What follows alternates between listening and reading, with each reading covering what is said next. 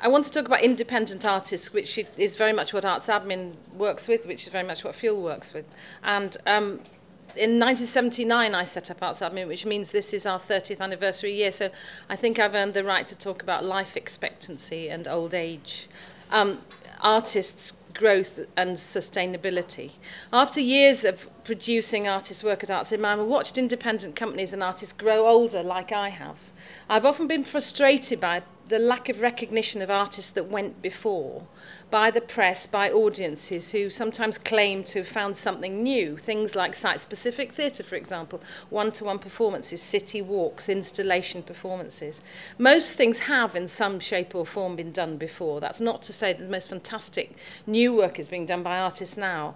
And what is different, I think, is there's a bigger and bigger audience for these, which I think is the way of engaging the audience is very, very gratifying, and it's all growing, and that's all very, very positive. At Artsadmin, we've spent years, as well as working with what you might call some of the older artists, some younger artists, but a lot of work and time about encouraging young artists through bursary schemes, mentoring, showcases, and other areas of support. And there's obviously lots of other initiatives. Fuel do things, Battersea Arts Den does Sons of Scratch performances, platforms, National Review of Live Art. Lots of schemes and funding possibilities aimed at encouraging young artists. Arts Council focuses on first-time applicants sometimes, numerous degree programmes from universities all over up and down the country.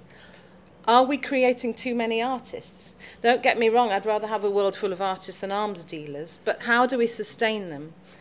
I went to a conference a year or so ago, and there was a Belgian director likening the artists all on this raft in the middle of the sea. Lots of artists already on it, thousands around the edge struggling to get on. How can they get on? What happens to the older artists who may get pushed off?